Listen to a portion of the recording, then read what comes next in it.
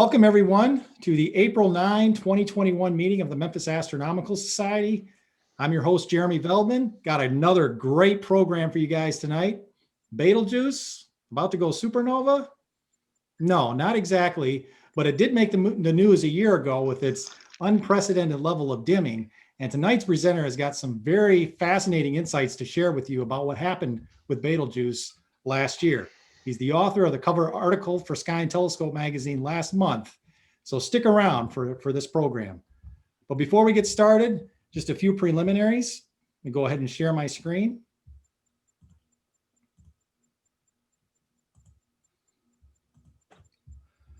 So first of all, we are the Memphis Astronomical Society, and we are a nonprofit public service organization promoting interest in education in astronomy and related sciences. Our website is memphisastro.org, and of course you can find us on Facebook and also on YouTube. So if you haven't already, please take a minute to subscribe to this YouTube channel. Our website is memphisastro.org, and if you are interested in joining our group, you can just simply click the join button either in the upper right or on the side, and that will take you to a separate form. Just fill out your details. And the process has become much more streamlined now, as you'll see in a moment. So love to have you as a part of our group. Got a great collection of individuals who are now participating and getting involved. So if you're interested, just click the join button, fill out your details, and we'd love to have you as a part of our group. Another way is to go to the website joinmas.com and simply enter your name and email information if you'd like to be added to our email list. And again, this is just, we send out emails about once a week regarding information on our group. So just go to joinmas.com, whether it's future meetings or observing sessions or anything that we've got coming up, if you're not on our email list already. Calendar of events, COVID is coming to an end, and we are starting to open up our observing sessions again. We were clear last week. Tomorrow night, looking a little iffy with the weather. But if we are clear, then we will have another observing session tomorrow night at our dark sky location, as well as May the 1st. So be sure you pay attention to that. Interested in getting out. Again, we're more or less just opening up our dark sky site and making it available for anybody who has equipment and you want to come out. So yeah, April, weather's a little iffy. It does look clear tomorrow night. So if you want to get out and battle the mud, we will have our regularly scheduled observing session. Keep an eye on your email for that, as well as May the 1st. And we got another virtual star party coming up on April the 17th. And again, this is a Tennessee statewide event hosted by the Dyer Observatory, Vanderbilt University. And more people are starting to participate in this, including some graduate students in Canada. So our reach is expanding, and we've had some pretty interesting programs. So right around the time of a bright moon, or if it's clouded out, either way, we do a program, whether we show you live feeds of objects in the sky or just topics in general on astronomy. So that will be Saturday, the 17th of April at 8:00 p.m. Central Time. We'll send an email notice about this also as well. So stay tuned for information on this, another virtual star party. And our astrophotography focus group meeting, our next meeting will be April the 24th. And again, the link to this is on our website, memphisastro.org. And the topic, I believe, for the next meeting is going to be on autofocus. So if you're interested, check that out. It'll be 7 p.m. on the 24th of April, another astrophotography group meeting. All right, we got several new members to announce tonight. Now, I'm not going to do the usual preliminary or the procedure of asking if anyone's here. We've got several people tonight. I'm just going to announce these names and collectively welcome everyone to the organization. So first of all, we have John Emerson, who works in cloud identity and security, and he's from Garden Grove, California. I believe he found us on YouTube. So John, welcome. Happy to have you as a part of our organization. Roger Stanfield is an attorney from Jackson, Mississippi. Roger, welcome to our group. Happy to have you on board. Brent Ellis, who is in my backyard right here in Olive Branch, Mississippi. He works as an IT engineer, and he's also one of our astrophotographers who's been snubbing us for years. And finally, we got him to join. Just kidding, Brent. Nice to have you aboard officially. Robert Ferguson is a pastor from Jackson, Tennessee. Welcome, Robert. Happy to have you as a part of our group. And Eric Evans is also an attorney from Cordova, Tennessee. Welcome, Eric. Happy to have you on board. Ashley Roney works as a nurse practitioner, and she's from Collierville, Tennessee, right around the corner from where I'm currently living. So Ashley, welcome. And finally, Matthew Taylor was referred to us by our friends over at the University of Memphis. He's actually a graduate student, and he's studying, among other things, astrobiology. That's his area of interest. So Matthew, welcome to the group. Happy to have you on board. Get back to us when you find the biosignatures out there that we're all so fascinated to see if they actually exist. Now, when you become a member, you get access, among other things, to the Meteorite, which is our newsletter. And of course, it's got some great information in there, including star charts, meetings from past board of directors, minutes from past board of directors meetings, articles, and also astrophotography galleries. So yeah, one of the perks of being a member is you get access to this, the Meteorite, our monthly newsletter. In the news, you looked up in the sky recently, there's not a whole lot going on right now as far as the bright objects, the moon and the planets. But I did notice that there's a nova in Cassiopeia. So if you're out under a dark sky, that might be an interesting target. Also, it seems as though the sun is starting to wake up and come out of its period of slumber with an impressive far side coronal mass ejection not long ago on March the 26th. So those of you who study the sun, starting to get interesting again. And speaking of which, I know we're 3 years out, but time goes fast. Yesterday was a beautiful day. We need to put in an order just like yesterday for 3 years from now, which of course is the date of our next total solar eclipse on April the 8th, 2024. So we are officially less now than T-minus 3 years and counting. And to put things in perspective, August 21, 2017 wasn't that long ago. For those of you who remember the last one, we're actually closer to the next one now than we were to the last one.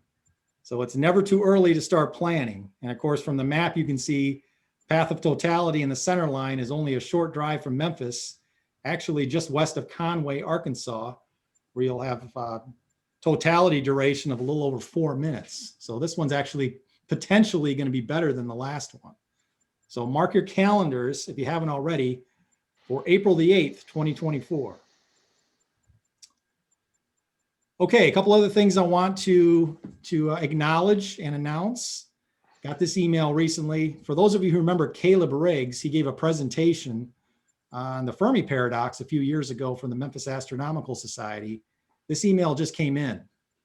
Hey, Keith, as we discussed a few weeks ago, Caleb has been officially hired for a 12-week astronomy outreach internship this summer at Bryce Canyon National Park in Utah. They received hundreds of applicants for this position, interview about 10 applicants, and hire only 2 interns. So just to get the interview is an accomplishment in and of itself. I give a lot of credit to the opportunity the MAS gave Caleb to lecture about the Fermi paradox when he was a high school junior, and the fact that the talk is on YouTube so the committee could review it easily. Feel free to let the MAS membership know and encourage them to visit Bryce Canyon this summer. So way to go, Caleb. Congratulations. I did not have a summer internship opportunity in astronomy at Bryce Canyon, and I doubt very few people have. So this is a great opportunity. And I know our board meeting is a week away, but I would like to officially make a motion right now that we all go and visit Bryce Canyon this summer. If you haven't been, it is spectacular. And it's also it's got some great dark skies out there as well. But Caleb, congratulations. This is fantastic. So it's great to see some young people getting opportunities like this. So I'm envious. I got to be honest. I wish I had something like this when I was young. Okay, another project that I want to sort of acknowledge and announce is the Voyage solar system model that the University of Memphis is in progress of getting. And they're actually in the fundraising stage right now. And basically what this is a scale model of the solar system on the campus of the University of Memphis. So it's the Department of Physics and Materials Science, proud to announce the U of M approval for a scale model of the solar system, contingent on the funds being raised. It is a 10 billion to 1 scale, which corresponds to 2,000 feet from the sun to Pluto for this model. It is envisioned that it would lie along the north-south walkway, passing through the main center of the U of M campus. And the pictures are shown here below. Now, if you are interested in making a donation to this project, this is the website right here. And you can see to date, they've raised a little over 6% of the funds needed. I like to really view this not just as a U of M project, but really as a Memphis project in general. To have a scale model of the solar system right here in Memphis would just be, would be awesome. It'd be fantastic for the Memphis community. So it's really a rare opportunity for us collectively to get something like this. And you know, I'm certainly excited to see this up, and it would be fascinating to actually walk this, to really get a sense. The one thing about astronomy is it's really hard to get a sense of just the enormity of it, the scale. So if you can somehow wrap your mind around just how vast our solar system is, and then compare that to how small our solar system is in comparison to the Milky Way galaxy, it really starts to give you an idea of just how amazingly vast our universe is. So this is the link right here. If you're interested in making a donation, there's like 5 or 6 different levels, anywhere from stardust all the way up to sun. And again, the deadline, I believe, is May the 7th. So we've got about a month to get this done, but it would be really great if we could bring a scale model of the solar system to Memphis. So be sure you check out this website. It'd be great if we could collectively contribute to make something like this happen. And Jeremy will be sure to get this link up on the MAS website, probably in our news section or something. But if you want to find this later, we'll have the link. Yes, absolutely.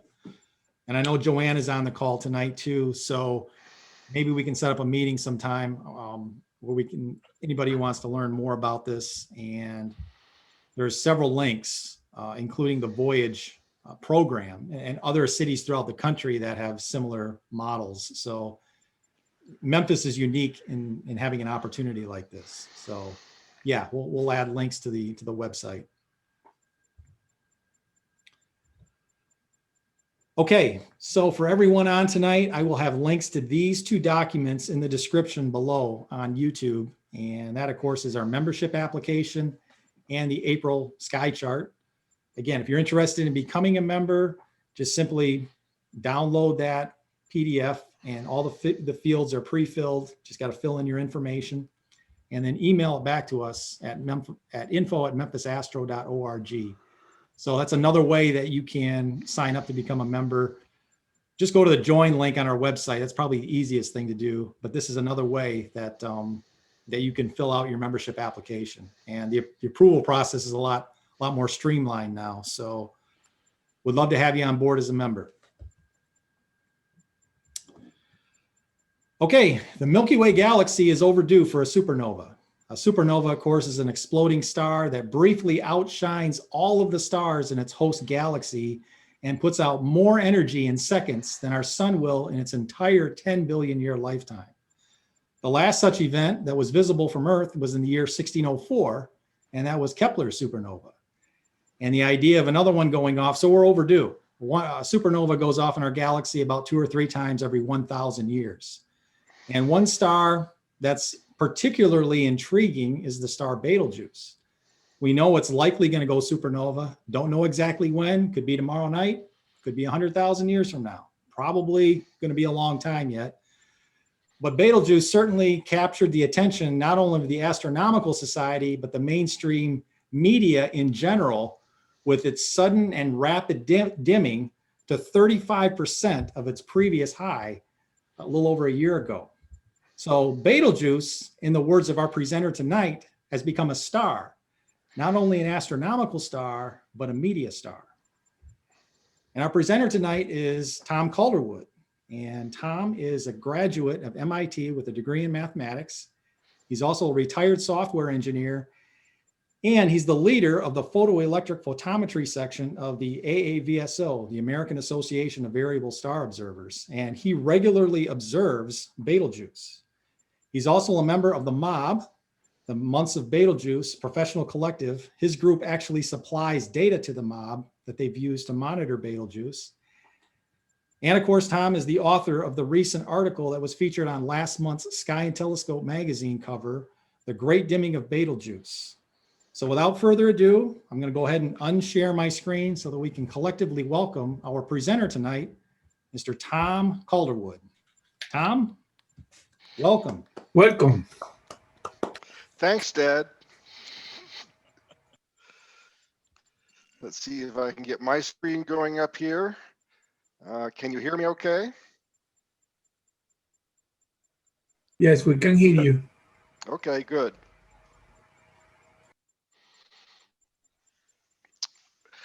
Good evening, everyone. Glad to be here, such as here is tonight. Tonight, we'll talk about the bright star in Orion that Jack Horkheimer, the star hustler, called bug juice in a totally awesome armpit. Normally, Betelgeuse is roughly on par with Rigel in brightness, but you can see in this picture how dim it got last year. This was an extraordinary event that professional astronomers are still trying to understand.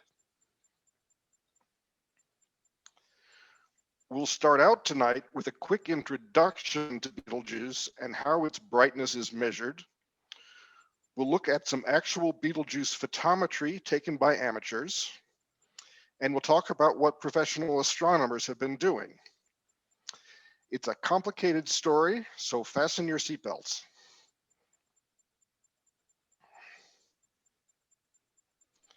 Betelgeuse is a red supergiant with perhaps 20 times the mass of the Sun. Placed in our own solar system, it would stretch to about the orbit of Jupiter. Betelgeuse is unstable. It is pulsating and prodigiously losing mass. The brightness of this star varies quite a bit, and you can see that in the extended light curve shown here.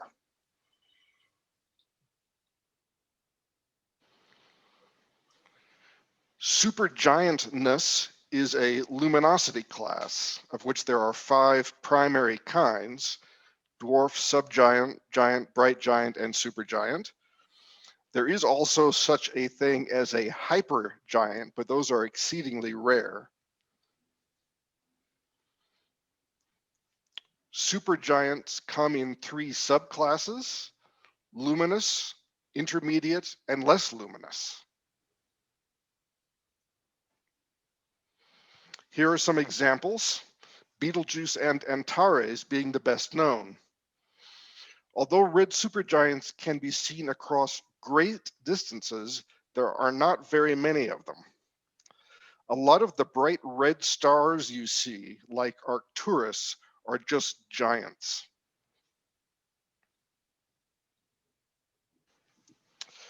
Red supergiants are really orange in color, with a surface temperature much lower than the Sun.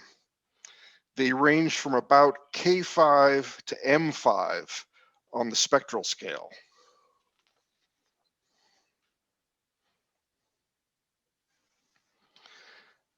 A red supergiant begins with many times the mass of the Sun and quickly burns through the hydrogen in its core. The core then shrinks and heats up, beginning the fusion of helium. At the same time, the outer layers of the star swell up and it becomes a supergiant.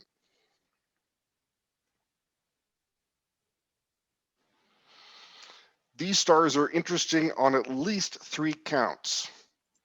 First of all, the late life physics are not well understood. It's not really known, for instance, why the star, the outer envelope of the star, swells up when the core shrinks. Second, red supergiants typically end life as a type 2 supernova. So understanding their late life behavior offers insight into supernova explosions. And finally, red supergiants are an important source of chemical elements as they shed material into space.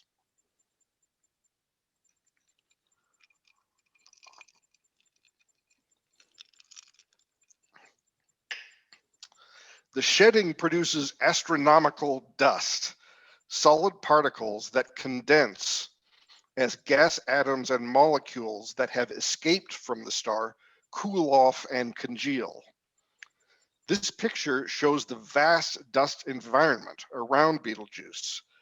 The star is represented by the pinpoint in the center of the black circle.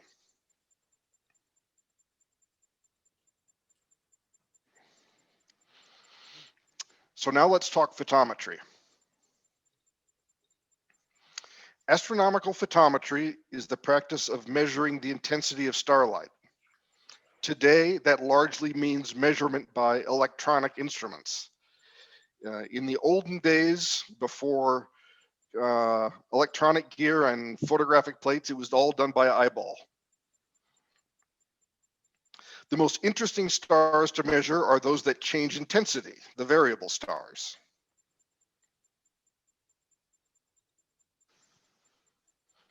Astronomers discuss variable star brightness in magnitudes, a system that goes back to the ancient Greeks, who defined magnitude 5 as the limit of human vision. Magnitudes go in reverse order, so magnitude 1 is brighter than magnitude 2. Here's a hypothetical range of magnitude and brightness. If magnitude 5 was a 10-watt light bulb, magnitude 4 would be a 25-watt bulb, and magnitude 0 would be 1,000 watts.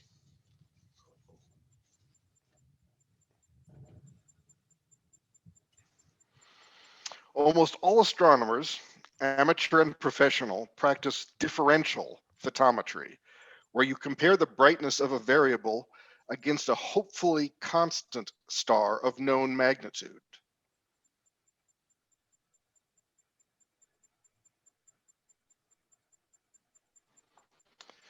You can do differential photometry with a CCD camera by photographing the and comparison in the same frame and adding up the total intensity you get in pixels for each one. Zoom is complaining about my network stability, so hopefully everything is still coming through. With those counts, you compute the magnitude difference between the stars. The formula is to divide the variable counts by the comparison counts, take the base 10 logarithm and multiply by minus 2.5. This is what we call a differential magnitude. And here's a simplified example.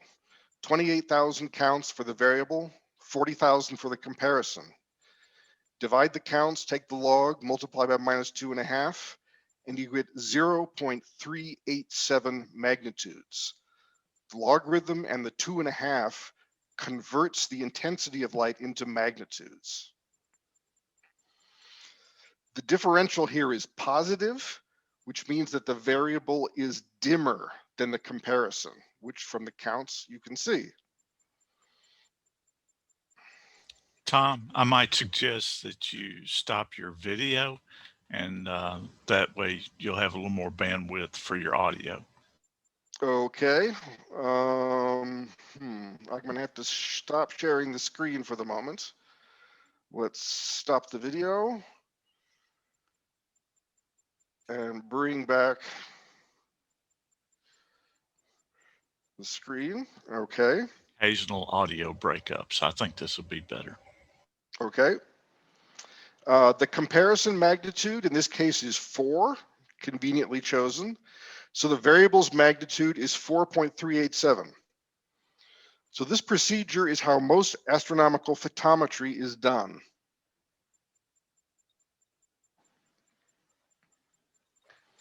In place of a camera, you could use an instrument called a photometer.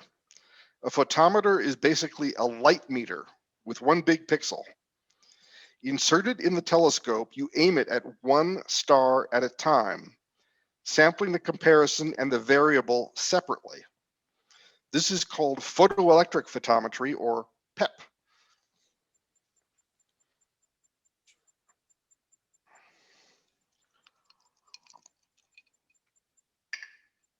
Here's a simplified diagram of a photometer. With the flip mirror down, you center the target in the eyepiece. Then the flip mirror is raised to send the light to the sensor. Photometers first came into use in the 1890s, that's right, 1890s, and remained in common use until CCDs took over.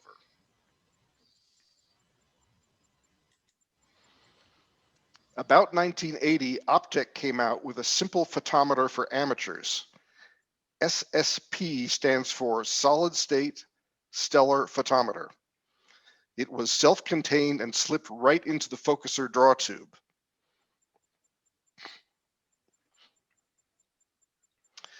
The SSP3 uses a photodiode.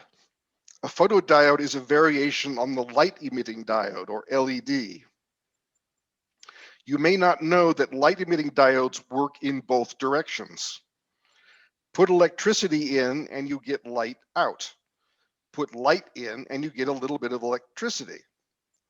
A diode can thus act as a light meter. The drawback of photodiodes is that they are not very sensitive. But for Betelgeuse, that drawback is an advantage. While a bright star will quickly overwhelm a CCD camera, the diode photometer is right in its comfort zone. The American Association of Variable Star Observers has an observing section dedicated to photometers, and I'm the section head. If you have one of these Optech photometers or know someone who does, please contact me.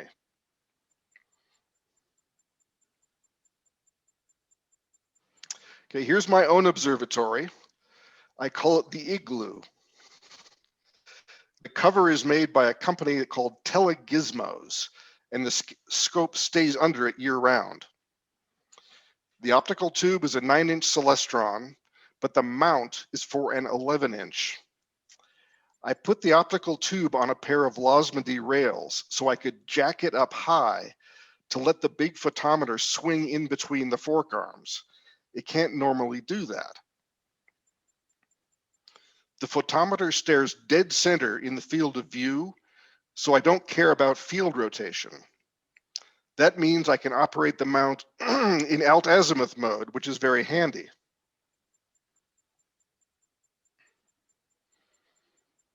The built-in counter on the SSP, which you can see at lower right in the photograph, has only 4 digits. So I use an outboard Arduino computer to register the counts and timestamp my data.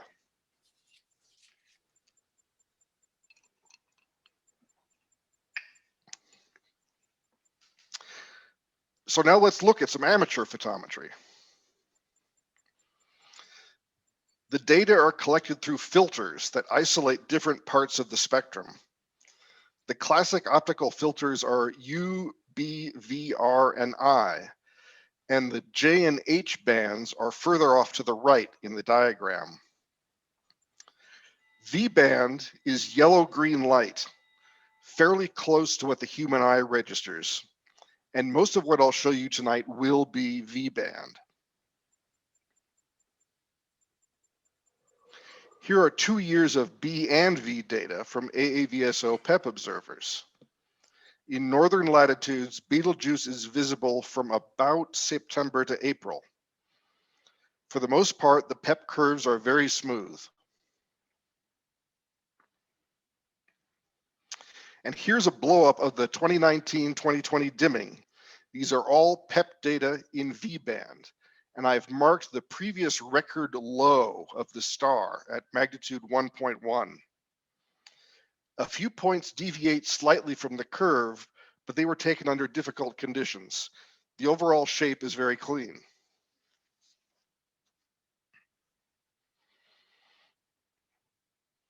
Now let's overlay some CCD observations in V-band, colored here in red.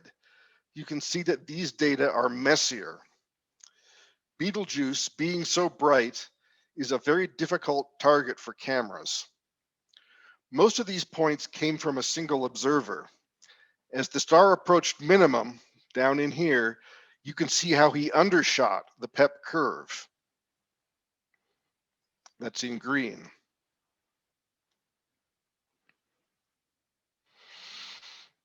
Here are data from Wolfgang Wollmann in Austria. He uses a digital SLR camera with a telephoto lens. In my opinion, he's one of the best DSLR observers, and it shows in this plot. The 5-year Betelgeuse light curves that you see online or in the newspapers are largely his work. Here are some other DSLR observers who didn't do so well.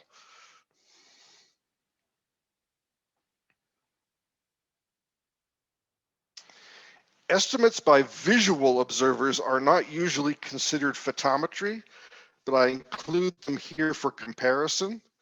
I've replotted the PEP data in red to hopefully make them more visible.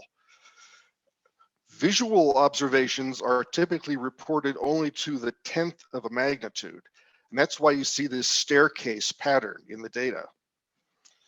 In my humble opinion, the PEP data are the best photometry that AAVSO has for Betelgeuse.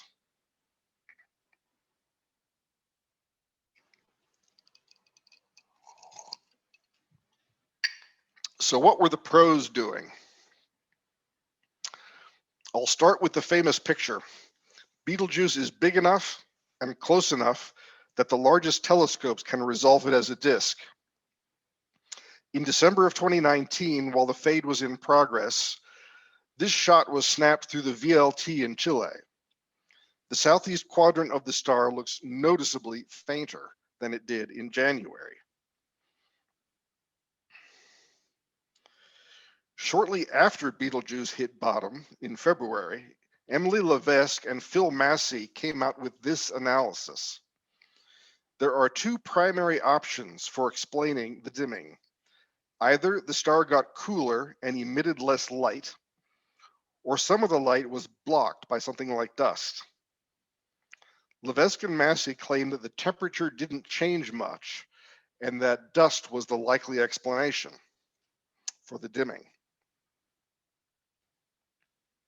They used a professional spectrograph at Lowell Observatory in Arizona. They compared a spectrum in early February when Betelgeuse was becoming very dim with a spectrum from 2004 when the star was bright. And here are the two spectra from their paper. 2004 is in red and 2020 is in black. They are so similar that you could almost slide the black one right up on top of the red one. The black spectrum simply being fainter than the red one. Fainter as if it was being, for instance, obscured by dust. Since the two spectra look so much alike, Levesque and Massey concluded that they showed the star at similar temperatures. They compared the observed spectra against computer models and derived these temperatures. The very slight temperature drop in 2020 isn't nearly enough to explain the drop in brightness. Therefore, dust must explain why the star got so much dimmer. However, the 2020 spectrum was not uniformly dimmer than 2004. At the blue end, it was nearly as strong as ever. If the star really was obscured by dust, that shouldn't happen. Furthermore, some astronomers said that the 2020 spectrum could be matched with a different temperature model, a much lower temperature, in fact.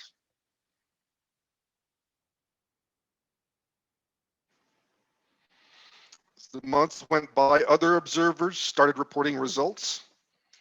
There is a large but loose collaboration of scientists called the Months of Betelgeuse. Their work began in March of 2018 as a 1-month observing campaign by astronomers with all kinds of instruments, and their activity continues to this day. The coordinator of the mob is Andrea Dupree at the Center for Astrophysics, a place that I used to work. In the summer of 2018, I approached her and asked if she would like to have photometry of Betelgeuse, and she said yes, that would be helpful to the mob.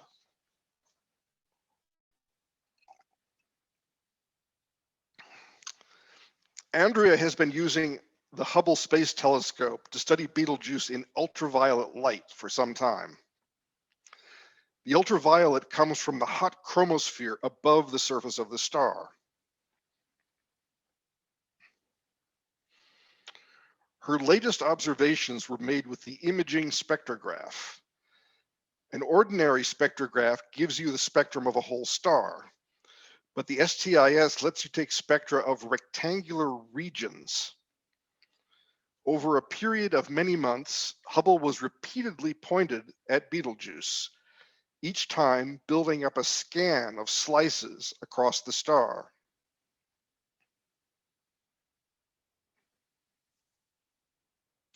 Here is a plot of ultraviolet light intensity coming from a slice at the southeast of Betelgeuse, the area that was dark in that picture. In the fall of 2019, the ultraviolet was greatly elevated, particularly in the month of October.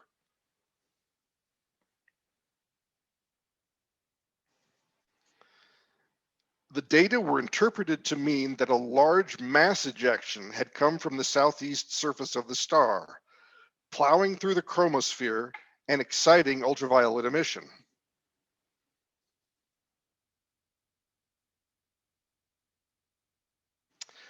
NASA issued a big press release noting that after the ejecta had cooled down, it could then have formed dust, partially blocking our view of the star. The wrinkle is that dust doesn't show up in the ultraviolet. So while there is good evidence for a mass ejection, the Hubble data don't prove that dust actually formed.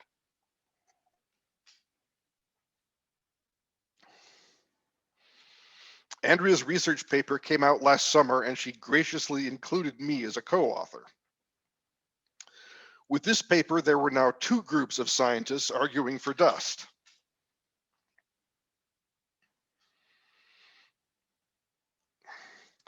But in November of last year, a new explanation of the dimming was offered by Graham Harper and others. These guys used the very same kind of photometer that I have, but equipped with special filters.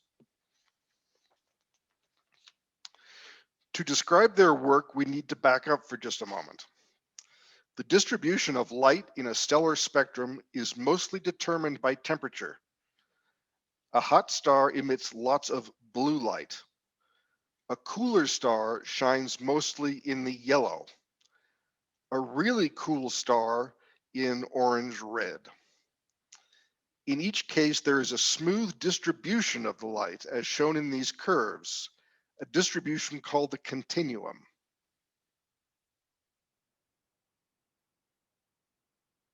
But the continuum can have holes. Atoms and molecules on the surface of the star absorb slices out of the continuum, creating dim sections and outright gaps. The new analysis by Harper was based on absorption of light by titanium oxide. This is a molecule found in cool stars, and the amount of it in the star is very sensitive to the star's surface temperature.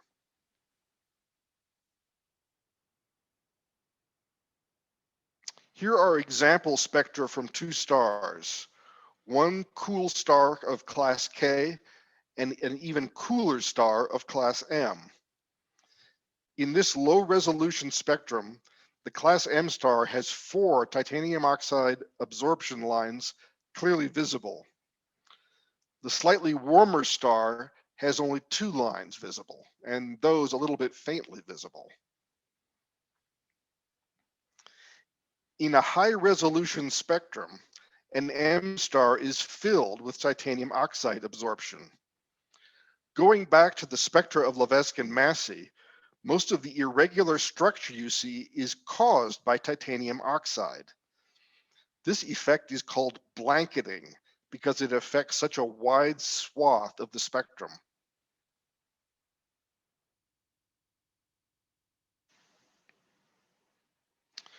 Robert Wing of Ohio State University came up with a method to measure titanium oxide absorption. It is done by photometry using two very narrow filters. One filter is centered on a slice of the spectrum where absorption happens. The other is centered nearby where absorption does not happen, where the continuum shines through.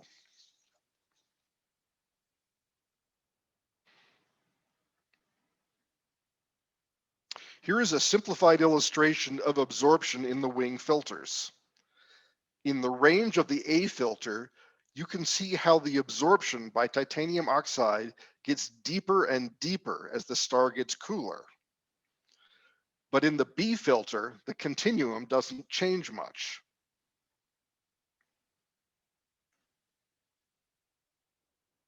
If you take the magnitude in the A filter and subtract from it the magnitude in the B filter, you get what's called a titanium oxide index. And here's the relationship of the index to temperature. If the index is, say, about 0.2, your star is around 3850 Kelvin. If the index is 2, the star is about 3300 Kelvin. Using this calibration, you can measure stellar temperature.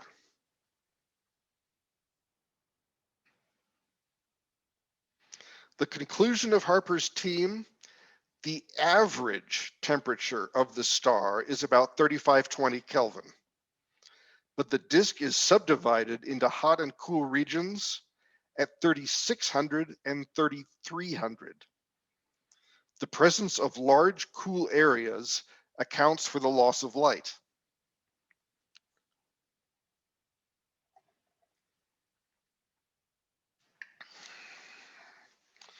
Red supergiants are like boiling pots. Hot gas bubbles rise from deep in the interior of the star, hit the surface, release their heat, and cool off. This image is a computer model of the regional surface temperatures in 2014. Okay, so I know this graphic is complicated, but bear with me. It's an important graphic. First, notice the orange curve on top. That is a model spectrum of about 3650 Kelvin. At the bottom, notice the yellow spectrum. That is a model of about 3300 Kelvin. In between is the gray spectrum. That is a model of a star that it has about 40% of the hot spectrum and 60% of the cool spectrum, which is what Harper and his team are speculating is actually happening. At the top of the chart, you can see the range of the Levesque spectrograph, the range covered by the Levesque spectrograph. Within that range, you can see that the high temperature spectrum and the mixed temperature spectrum look very much alike. At upper right, I've marked the range of the Wing A filter. In the hot spectrum, that filter sees a modest decrease in light due to titanium oxide. But in the mixed spectrum, there is a huge dip. The Wing filter sees that dip. The spectrograph did not see it. And this is why Harper and Levesque can come to different conclusions about the same star.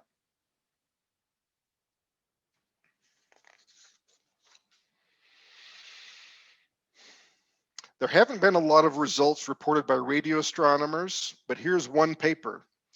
They also report a dimming, but in submillimeter radio, dust should have little effect. So they conclude that temperature drop was the prime cause of the dimming.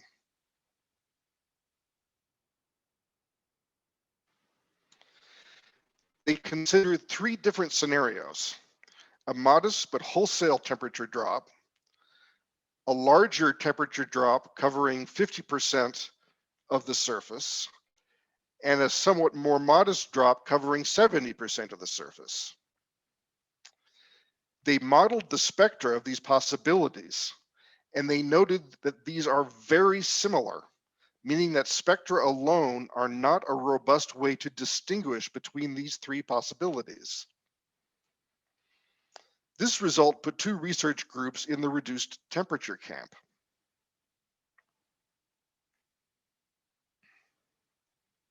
Now, this is a really nifty result. This is a team in Russia. They're looking at the polarized environment around Betelgeuse. The dust that surrounds the star as the light bounces off of it becomes partially polarized. So here are 3 frames from a series showing the intensity of polarized light over the course of several months. It starts out faint in the fall, polarization increases during February, and goes wild as the star brightens again. Now I'm going to do a little dance here so I can show you the whole animation.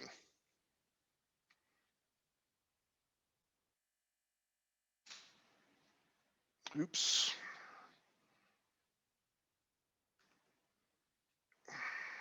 Hang on. All right, there. That does that.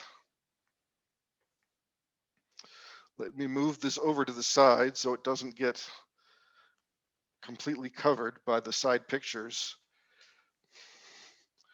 So this is a smoothed out animation from a bunch of individual frames taken between October and April. Down below, you can see the AAVSO light curve, and there's a red dot that's following that curve at the same rate the animation proceeds.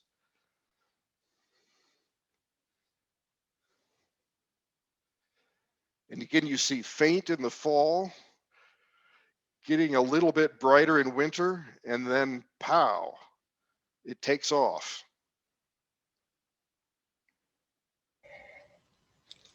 That's amazing.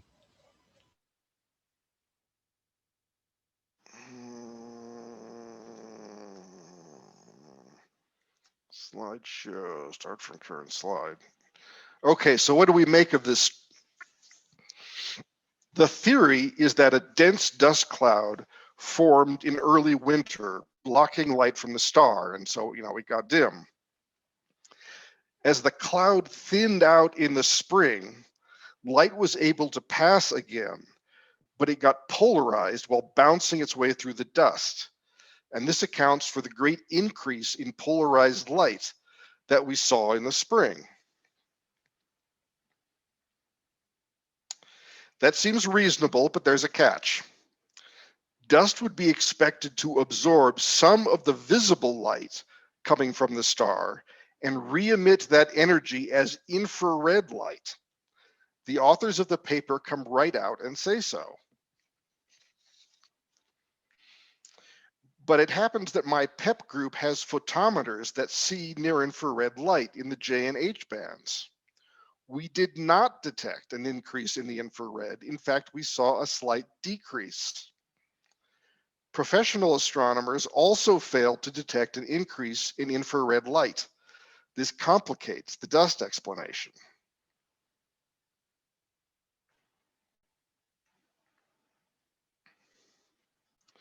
Betelgeuse researchers are starting to use photometry from satellites built for other purposes. This helps to fill gaps in ground-based coverage.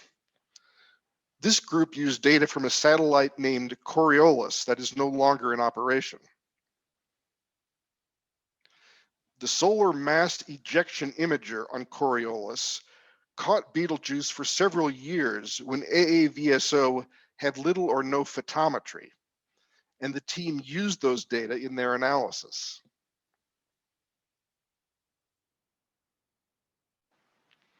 Recently, the Stereo solar satellite, which was mentioned during the introductory remarks by Jeremy, has been used to get photometry during the Northern Hemisphere summer. The Stereo team repoints the spacecraft away from the sun from time to time to get data.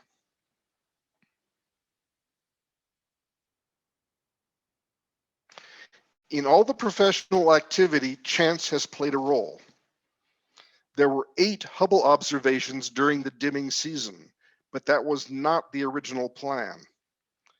In the spring of 2019, Andrea had 2 Hubble pointings that failed to lock on target.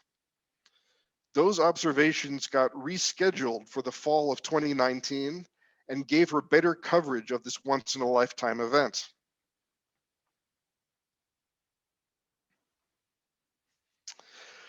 Pictured here is the ALMA radio telescope array. In the past, it has made detailed observations of Betelgeuse with the antennas spread out wide for maximum resolution. Unfortunately, at the time of deep dimming, the antennas were in a compact configuration that could not resolve the star.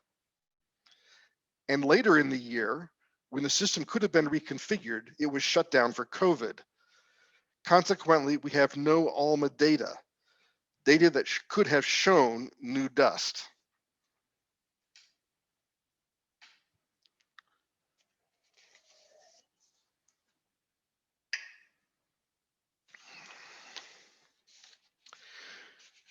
So here is the PEP light curve for the current season.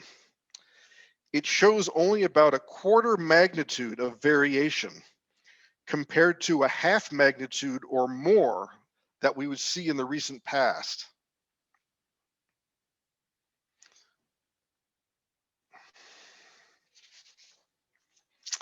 Betelgeuse had been varying about every 400 days in the longer light curve that I showed you, but it now seems to be on a 130-day schedule and not getting as bright as it used to. So something has changed.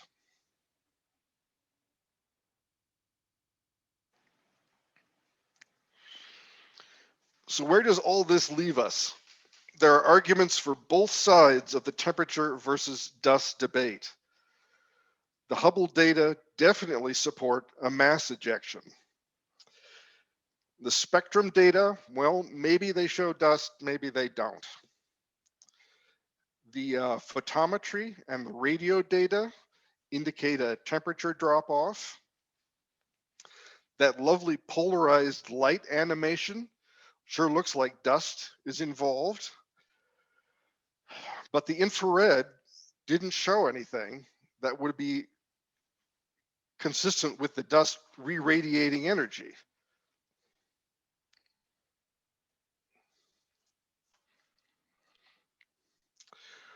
There's still no agreement on what has happened. Conferences in the coming months will hopefully add some clarity to the situation. There's also an important paper in the works from the astronomer who took the famous picture of the partially darkened disk. But he speculates that we may never know what actually happened.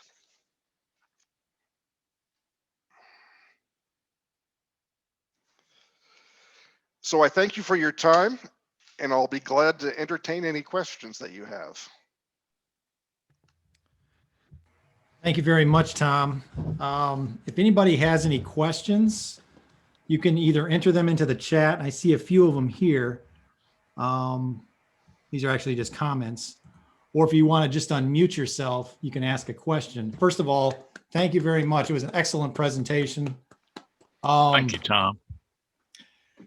I do have a question for you about the Levesque and Maskey spectra in comparison to the Graham-Harper spectrum. And it's really more of a question of clarity. And I did cheat a little bit here. I apologize. Let me see if I can get this up. If I can find it. Oops. I can't find it. It's actually in the spectrum that you showed in the slide. Okay, I can bring it back up. Do you Okay. want to see the 2004 and 2020 comparison, or do you want to see the I want to see the three Harper? graphs of the 3600 and the 3300 Okay. and then the 4060. Okay, that's this one right here. Let me go back and I have to recover Zoom here. Okay, here it is. So in the Levesque range, I can see where the upper spectrum representing the hotter temperature would look very similar in shape to the middle one, the 4060 spectra, and kind of lead to the conclusion of dust. I guess here's my question. So with the Levesque and Massey, essentially they're assuming a uniform temperature distribution throughout the disk of the star, and that's why they have similar shapes, or they're looking in a certain range of the spectra. When you get into the Harper results, they're assuming a differential temperature. In other words, that the temperature distribution over the disk of the star is uneven, which would make sense when you're looking at Betelgeuse from the perspective of convection. Basically, these boiling cells that come up and can cause gaps of cooler spots on the star versus warmer spots. So if you were looking at a spectra of that star, the areas of the spectra where there are deeper titanium oxide absorptions would actually be washed out, if I'm understanding this correctly, by the hotter areas, which could lead to a false conclusion that the temperature is uniform over the surface of the star, therefore leading you to a dust conclusion, which is where Levesque and Massey are in their range, versus the wing A filter, which I guess for a better way of saying it would be a higher resolution spectra, assuming a differential temperature distribution over the surface of the star. So am I understanding that correctly? Okay, there was a lot there. First of all, yes, if you had a significant part of the star very hot, then that would tend and emitting a whole bunch of light that was not being absorbed by titanium oxide, that would indeed tend to wash out the absorption visible from the cooler sections.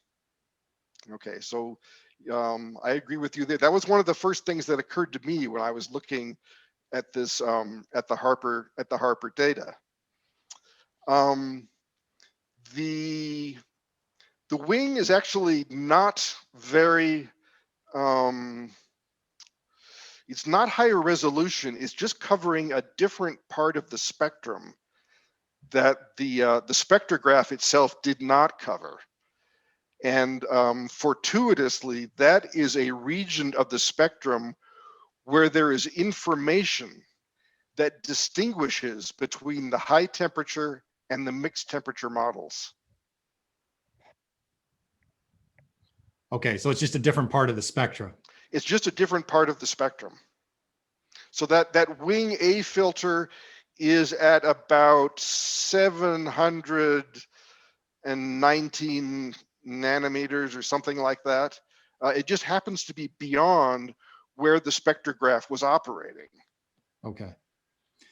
So, but the statement of Levesque and Massey essentially being an oversimplification with an invalid assumption of a uniform temperature distribution, would that be accurate? Well, they're working from, I mean, what happens is this, there's this spectrum modeling software, and you feed a bunch of inputs into it. Some of the inputs are the chemical composition of the star. Another input is the temperature. What they did was to reproduce fairly well the observed spectrum that they had by using a model spectrum at about 3,600 degrees. Okay, so that's, I mean, but this is the model fit the observed data fairly well. But there can be hidden assumptions in your modeling. Yep. What Harper and his team, saw is a different, they did a different model based on what they were seeing. And so they were also able to reproduce the observed spectrum, as you can see here, very, very close to what Levesque and Massey did, but with a different model. Oh, it's a different And model. so, then the question, well, whose model is more realistic? Yeah. And the Harper team has this extra clue about the big titanium oxide absorption out at around 7,100 angstroms. Right. They're seeing the more pronounced dip representing deeper titanium oxide absorption in the gray curve. Exactly. Levesque and Massey, the portion of the spectrum that they're looking at is missing that. And then if you go to the left, the slide that you pointed out in the blue light also seems to contradict the dust argument. Right. And so what people have been saying is that, okay, so there's a bunch of new dust. Well, dust not only absorbs light, but it also reflects light. And you see that, for instance, around the stars in the Pleiades. So the possible explanation that was given for this is, yes, there's a bunch of dust, new dust around the star, and yes, it's obscuring a whole lot of light, but it also may be reflecting some blue light that we otherwise would not see. And that would boost the blue end of the spectrum. I've seen at least 2 papers mention this as a possibility, including Levesque and Massey, but they don't offer any quantitative argument for how it would work. They note that there's a blue excess, and they offer this explanation as a possible way it could be happening, but they don't have a hard physical model for how it would work. Yeah, and you don't see a boost in the blue spectrum from the Levesque and Massey results. Is that correct? Well, yes. Let me go back. So here's the 2020 spectrum. Yep. And it's it's fainter than 2004, supposedly because of dust. But down here, it's hardly fainter at all. Right. So there's compared to over here, there's a big deficit of light. Over here, there's not much of a deficit. So, the other way to phrase that is that there's a surplus of blue light over here. Well, where does that surplus come from? They're saying the possibility is reflection off of dust. I see. So that's another argument in favor of dust. Well, not so much an argument in favor as it is. I mean, this was something when I was writing the article for Sky and Telescope, I had to decide, do I want to talk about this business of, the blue excess and whether dust could cause it? And my feeling was that the authors in the different papers who were referring to that were mostly just trying to cover the bases. They're trying to say, yes, there's a blue excess, and this maybe is how it happened. But they weren't offering a solid physical story. So I chose to leave that out of the magazine article. I see. Intensity, a log scale, or I'm assuming it's a log scale, not a linear. Yes, I believe that's a log scale. I took it off. I forget why I took it off. Yes, but I believe that's a log scale. I took it off because the units in that scale are very complicated. They were based on that 2.5 log, wasn't it? I can barely hear you, Bill, or whoever that is. Sorry, was that not based on the 2.5x the log base 10? No, it wasn't a magnitude scale. It's It not was a it was just intensity, but it was a strange. There were strange units, and I didn't want to clutter up the presentation with those units.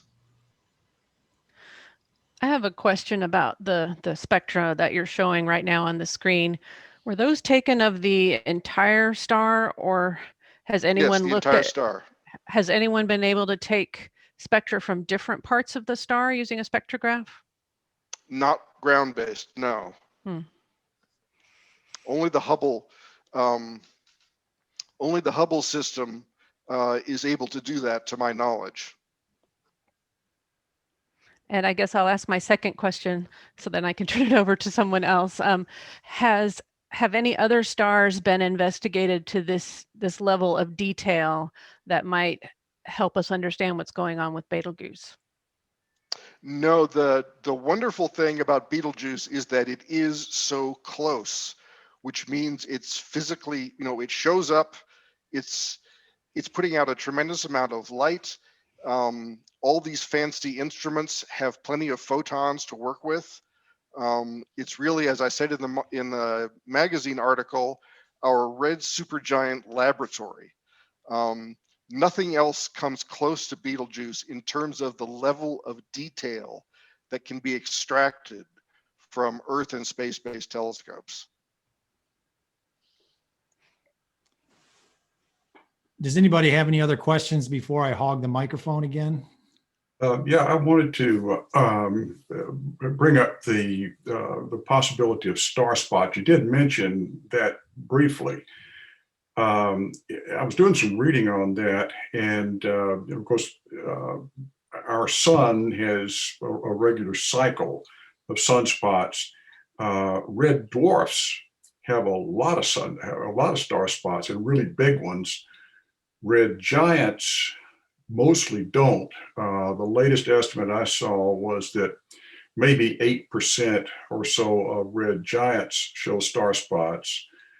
And I couldn't find anything on red supergiants and star spots. But I was thinking about this, and in terms of how many solar rotations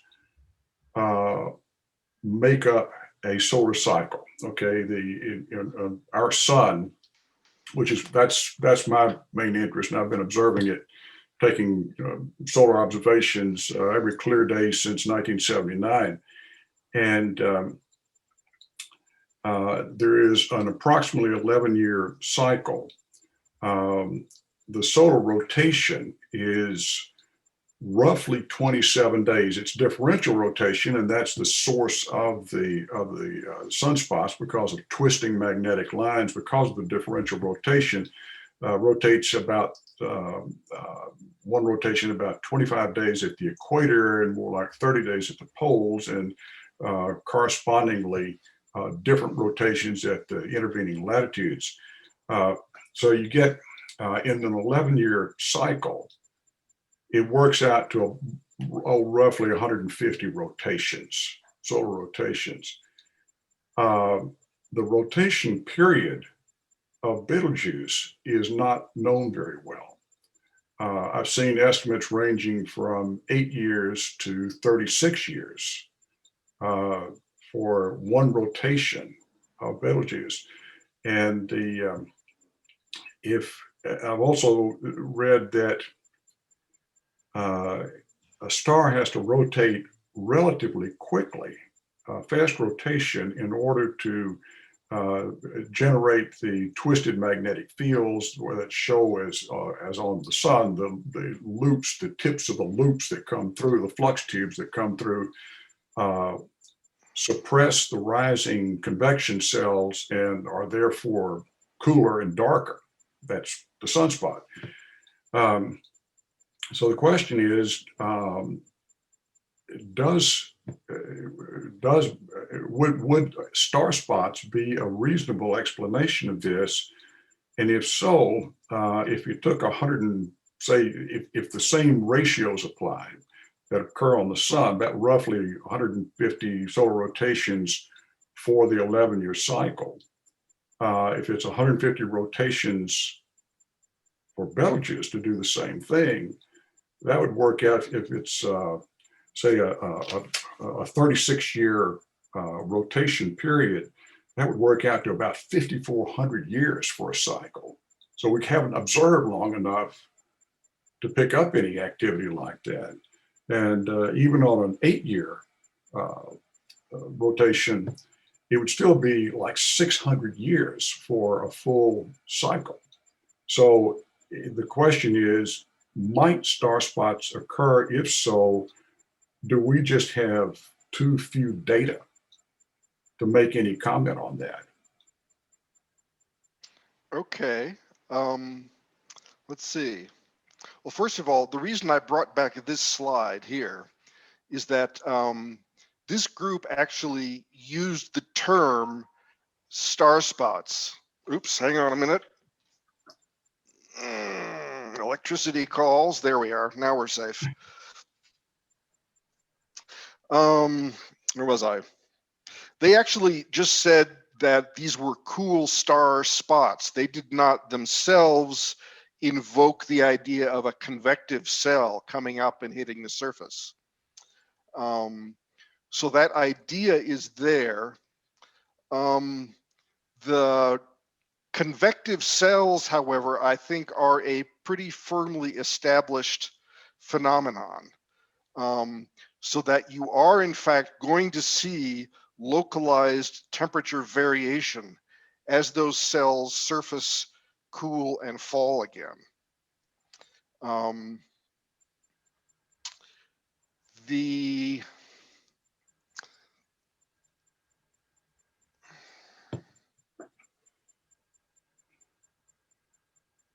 want to say the rotation speed is something like 5 kilometers a second at the equator.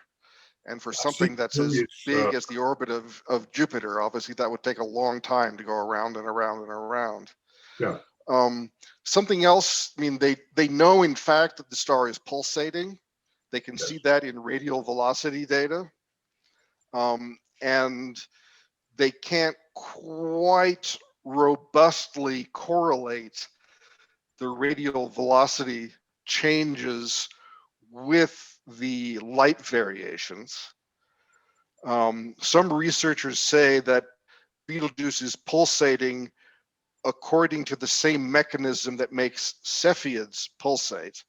But I don't think that's a really secure claim. So I don't know, if star spots as such, star spots distinct from convection cells, how big a role they could play. Obviously, if there's a significant role to those, then the slow rotation rate means that, yes, we don't have enough data to talk about them. But I haven't seen much discussion about that as an option.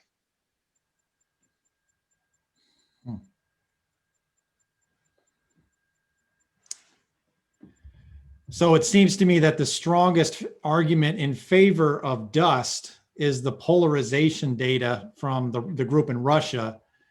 And the most damning evidence against dust would be the lack of infrared data from the spectra. So would that be a fair statement?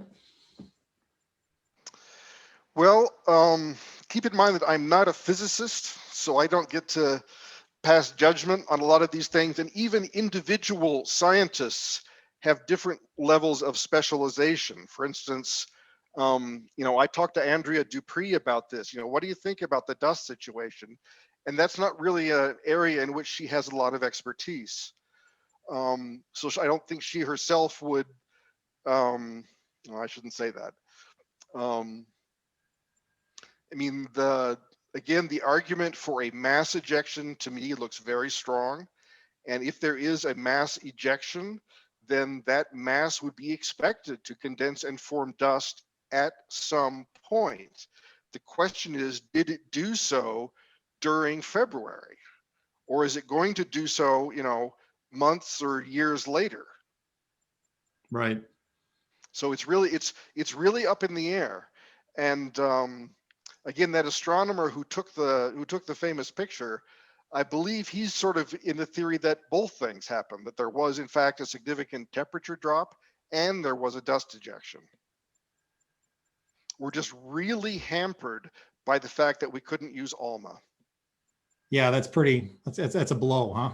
Ironically, due to COVID. Yeah. What So- caused the drop in temperature?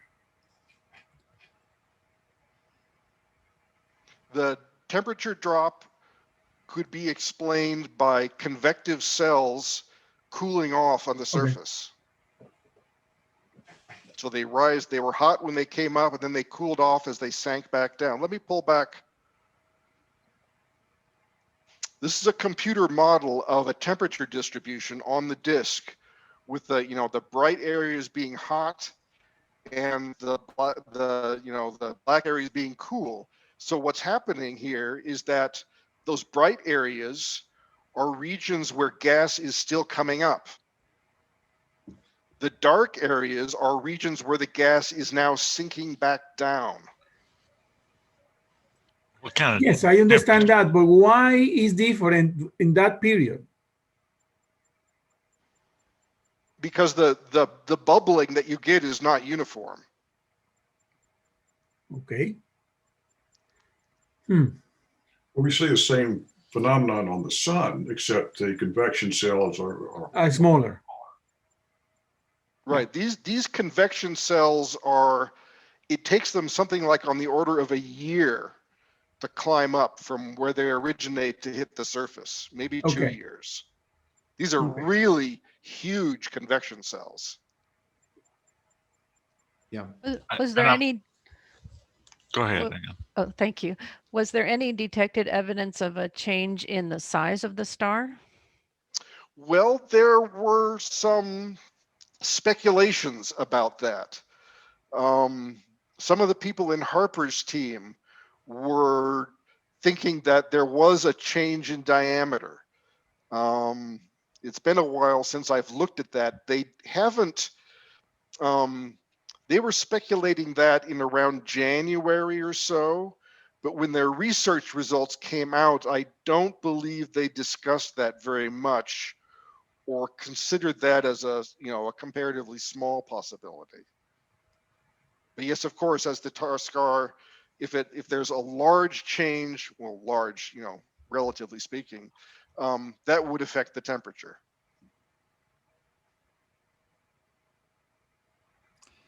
I guess when I look at the image from Miguel Monteras of the dimming in the southeast quadrant, my mind immediately goes to dust or some type of mass ejection. But then getting back to Andrea Dupree's results from the ultraviolet, we don't know the velocity of the emerging material through the chromosphere. So instead of a dust ejection, it could potentially just be a convection cell that cools in that region of the star. Right. It just literally got cooler. I mean, we're not used to seeing that. The astronomical objects that we can easily examine from Earth don't show that kind of behavior. But Betelgeuse is so gigantic that it can have regional differences on the surface. It just seems, I guess, it seems that it's too localized for a temperature differential to occur just in one section instead of more or less spread throughout the star, like you showed in the simulation. So, but maybe that's the case. But that's exactly what you see here. Okay. Big regional differences. On the left side. Well, that's where it happens. Yes, that's where it happens to be the biggest regional difference at this time in 2014. Right. But these are, the convection cells are on the order of the radius of the star. Right. Over the course of their lifetime. And something else to keep in mind is that because it's a supergiant, it's so big, it is also very tenuous. This is very thin atmosphere. Right. defining the boundary of Betelgeuse is going to be very hard because it's so very hard in the, it all depends on what wavelength you use. And what was really difficult to work with as I was writing the article, some authors will describe the diameter of Betelgeuse in milliarc seconds, based on, the images you get, whereas others would do it based on just stellar radius, what they thought the radius was. So you have observed versus physical. And it was sometimes difficult to figure out how to compare the results from different researchers. Yeah. The chromosphere extends about twice as far, as I recall, from the, if this is the surface here, the chromosphere really is a huge ring around it. And one of the reasons that Betelgeuse has been so difficult to study, in my opinion, is that it really is not uniform. Okay, we see this non-uniformity here, but even if you go out into the chromosphere, okay, I mean, we're used to our sun, which looks really remarkably uniform. But in the chromosphere, if you look with a radio telescope for just thermal emission, you come up with a temperature, I don't know, around maybe 4,000 degrees. I forget the actual number. Not very hot, really. But if you look in ultraviolet light, it looks like it's about 8,000 degrees. So what's going on? The answer is both.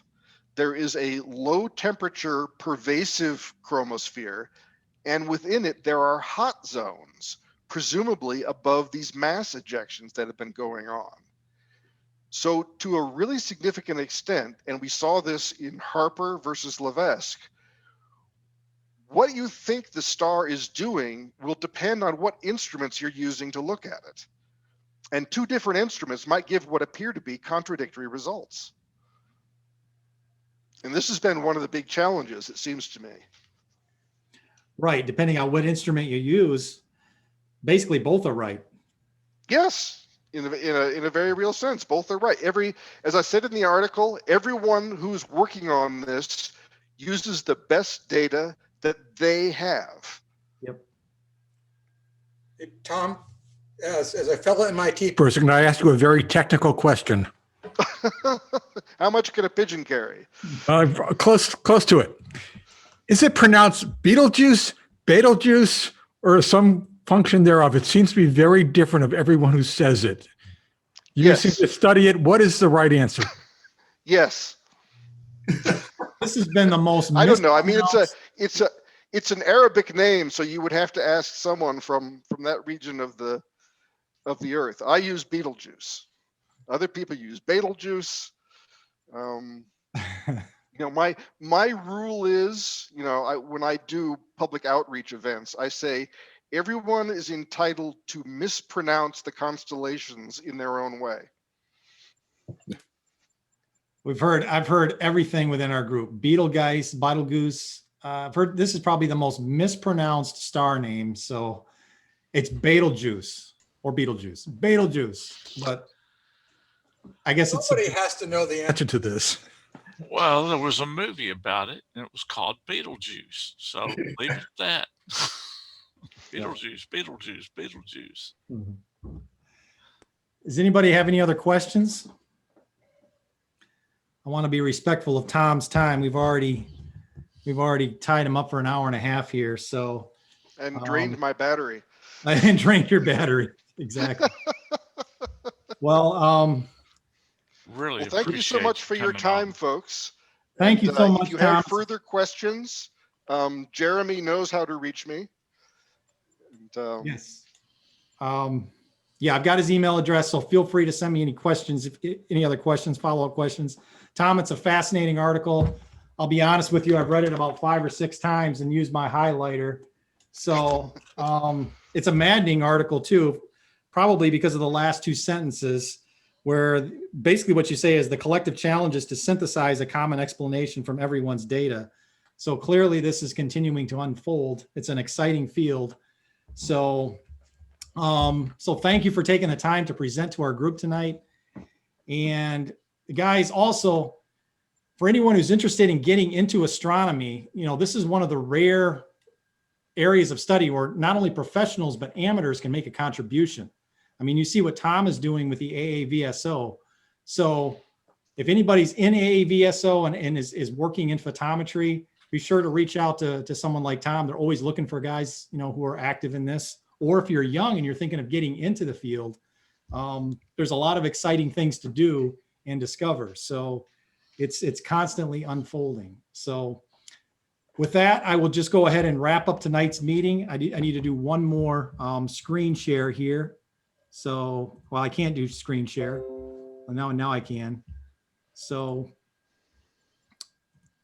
again, if you're not on our email list already, please, if you're interested in joining, go to the website joinmas.com. And again, for everyone on tonight, we've got a link to these two documents in the description below, the sky chart, as well as our membership application. Feel free to fill it out and email it to us, info@memphisastro.org. And when are we getting back to live meetings? Hopefully 3 months from today on July 9, we're planning to show a film called Luminous. It's a documentary. We'll have more information on that coming up. COVID's coming to an end. Many of us are getting vaccinated. So again, we're nearing the tail end of this and looking forward to meeting live again. But tonight's meeting is an example of likely what would not have been possible without COVID, to get a speaker of this caliber with this kind of information. So there is, I guess, a law of unintended consequences at play. But if you haven't already, be sure you read the article, The Great Dimming of Betelgeuse, Sky Telescope Magazine. With that, I will just go ahead and wrap up, conclude our meeting tonight. Stay tuned to your email for further notices on observing sessions and future events. And we'll see you guys next month, first Friday in May. Have a great night, everybody.